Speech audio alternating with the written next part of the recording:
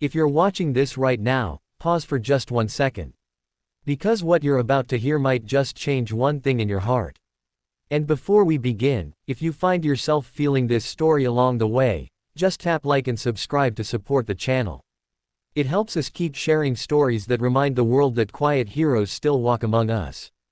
The rain had been falling since dawn, soft at first, and then heavier as the morning went on. It felt like the sky itself was grieving. A military funeral was being held at Arlington National Cemetery, one for a man who had led armies, saved lives, and shaped history. 4-star General Raymond Alden. A legend. A man many admired, but few truly knew. At the gates, a man stood still in the rain, soaked, quiet, and waiting. He wore a simple black suit, the collar of his shirt slightly frayed, shoes worn thin at the heels.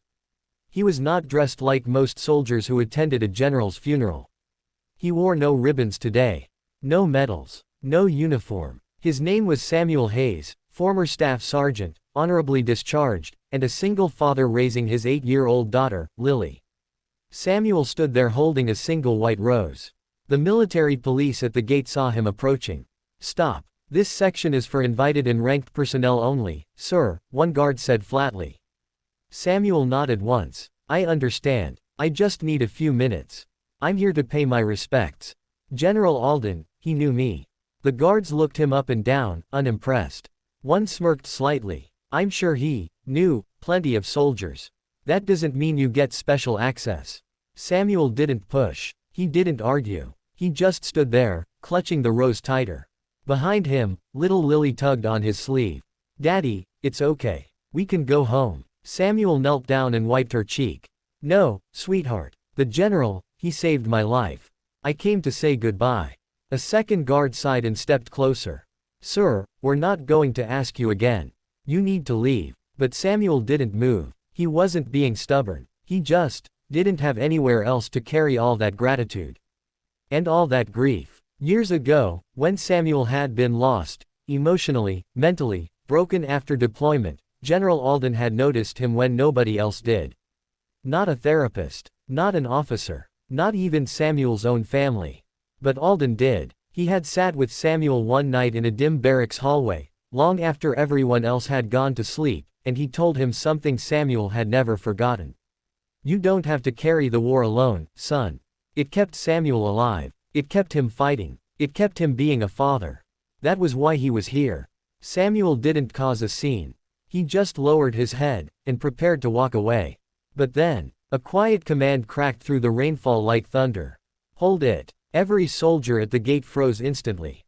Because the voice belonged to General Sophia Alden, the late general's daughter, a 4-star general herself. Her presence was unmistakable. Uniform crisp, posture straight, eyes sharp yet deeply human. She stepped forward, and her gaze locked onto Samuel. For a long moment, nobody spoke. Then she walked right up to him. "Staff Sergeant Hayes," she said softly. The guard's eyes widened. They stepped aside immediately. Samuel blinked. It had been years since she last saw him. Years since the day he had been discharged.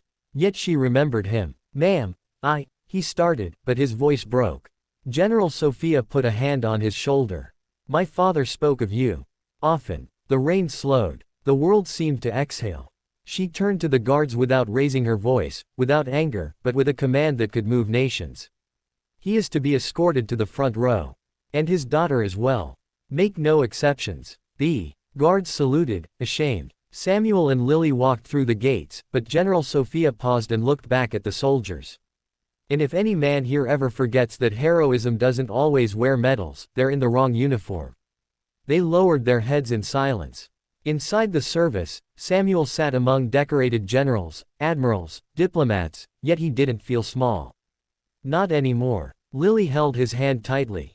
When it came time for eulogies, the chaplain called Samuel's name.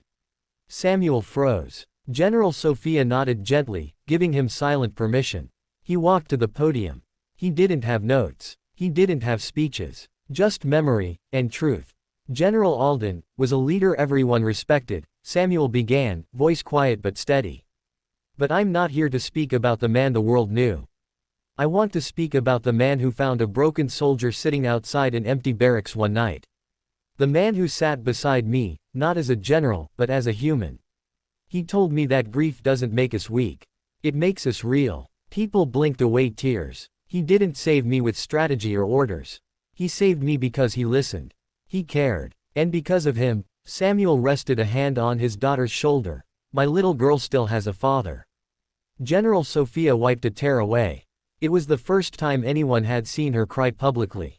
After the ceremony, she approached Samuel once more. My father wrote something in his final letter, she said. I think he meant it for you. She handed Samuel a folded envelope, sealed in wax.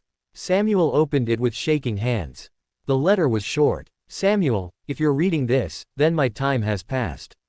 I want you to know I was proud of you, not because of your service, but because you chose to keep living. Take care of your daughter. Live fully. You have already honored me more than any salute ever could. Samuel didn't cry loudly. He just let the tears fall where they needed to fall. General Sophia placed a gentle hand on Lily's shoulder. Your father is a brave man.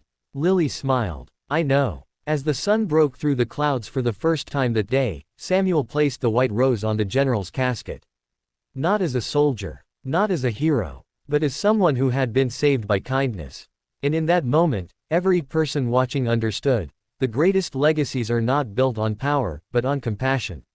If this story touched you, even for just one moment, please like the video and subscribe to the channel for more stories that remind us that humanity is still alive in this world. It means more than you know. Thank you for listening.